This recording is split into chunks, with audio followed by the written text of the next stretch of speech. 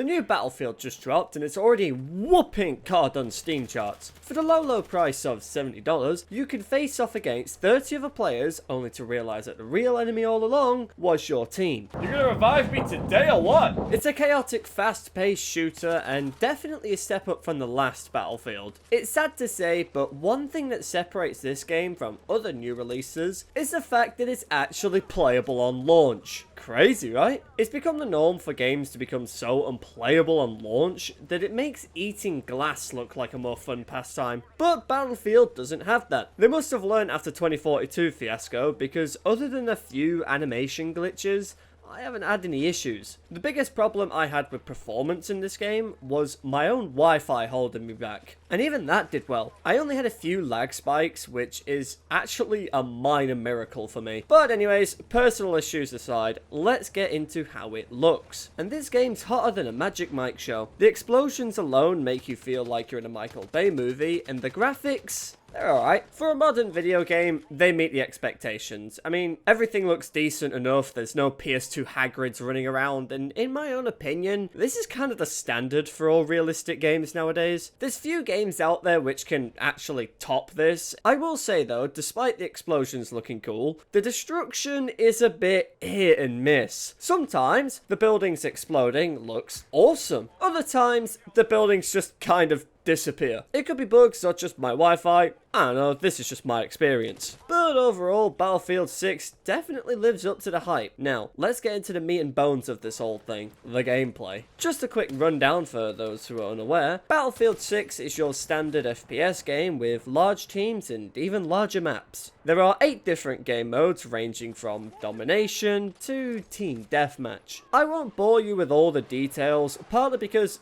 nobody even codes for the objectives anyway. Most people are either running around with the assault class or camping on hills with snipers, both of which I'm guilty of. Maybe I'm the problem. But that brings me on to the classes. There's 4 total classes with their own perks, proficiencies, and gadgets. You got the camper, the cannon fodder, the medic, and the engineer. The recon class is just your standard sniper class with claymores and stuff. This one I had a lot of fun with, because snipers in this game are actually really enjoyable. You can adjust the scope to account for bullet drop, that way your bullets actually go where you fire. It felt a lot easier to use a sniper in this game compared to other FPS games, and I honestly think that's how it should be, but that's just a me opinion. You can also get scanners to help you determine the distance, so you pretty much never need to worry about accounting for bullet drop, so long as you remember to change the setting. I don't know why I love this mechanic so much, but if you're not a fan of sniping and prefer something more aggressive, then go for the assault class. This is very much a run and gun class, with stuff like stims and portable ladders to help you get around. The ladders are really cool in theory, but I honestly didn't get much use out of them. It took me a while to even figure out what they did, let alone how to use them properly. There's not much to really say about this class. It's pretty straightforward. I think it'll mainly appeal to the COD players who like a more fast-paced gameplay. But probably my second favorite class is the support class. It comes with an ammo pack and a deployable shield, both of which are very useful, yes, but the thing that stands out above them both is the defibrillator. I don't know what they put in these things, but you can be shot, stabbed, and even blown up, but it's still nothing that a little electricity won't fix. I felt like Frankenstein's monster being brought back from the dead after being hit with a rocket launcher. All it takes is 2,000 volts and you're good to go. I don't know why, but running around tasing my team was probably one of the more fun things I did in this game. The only downside is forgetting that there's a reason why your teammates are down in the first place. I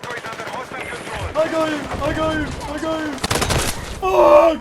And finally, we have the engineer class. This guy is stacked, coming with 3 landmines, a rocket launcher, and a welding torch. The engineer's job is to take out enemy tanks while also repairing your own. I tried to use the torch to destroy enemy tanks, but it didn't go very well. It's pretty fun, but absolutely cancer to play against. The amount of times I was driving along and just exploded makes me want to cry. I think this class has a few too many explosives, but overall, it's very fun to play. It just makes driving less so. Which brings me on to the vehicles, and I got a few things to say here. For starters, I think all the vehicles are very fun to play, so long as you have teammates backing you up. It seems to be a very consistent theme throughout this game, because without somebody to help you with repairing and mounting the guns, you're essentially just a sitting duck. It felt like every time I tried to drive a car, I would either be shot from God only knows where, or drive headfirst into a landmine. I had the survivability of a lemming, especially when it comes to the planes. I didn't last more than 3 seconds before getting locked on, then shot down by some random guy on the ground. I think that's just a skill issue. But to say how long you have to sit there waiting for the plane option, I hoped I would have survived a bit longer. The overall movement in this game is very solid. It was a bit jarring getting all the settings right, but I'm just picky. It feels very fast paced and nowhere near as sweaty as other FPS games. This game really forces you to be careful with your movement. It's a game that punishes you for being careless, which I love. This game will spank you for not looking 360 degrees. There's people all around you constantly, which is partly why this game is so chaotic. I haven't had a chance to try all the weapons yet, but the ones I have tried are all pretty solid. I'm pretty basic, so my personal favourite is the M4. I haven't seen any massively overpowered weapons yet. Everything seems pretty balanced so far, but only time will tell. Overall, the gameplay is phenomenal. There's action around every corner, and I feel like Battlefield brings a sense of immersion that most FPS games lack. Well, what Battlefield is lacking is a creative story. The campaign in this game is pretty bone dry. Don't get me wrong, it is still fun, but it feels more like an extra long tutorial for the multiplayer. The story isn't bad. I think they did the best with what they could. It just felt like every other FPS game. I don't know, maybe I just play too many video games. Don't get me wrong, the action is great in these missions. It was only that the plot was just very generic. Everything else was fine. The last thing I want to talk about is something I know a lot of people were hyped for, and that's the community maps. So far, there's not many options, being as the game just came out. Most of the stuff on here is either hardcore modes or just flight training, something which I really could have done with. It's hard to really judge this as it's only just released, but I'm sure it's only a matter of time before we have our own Genji Ball. Overall, I would definitely recommend Battlefield 6.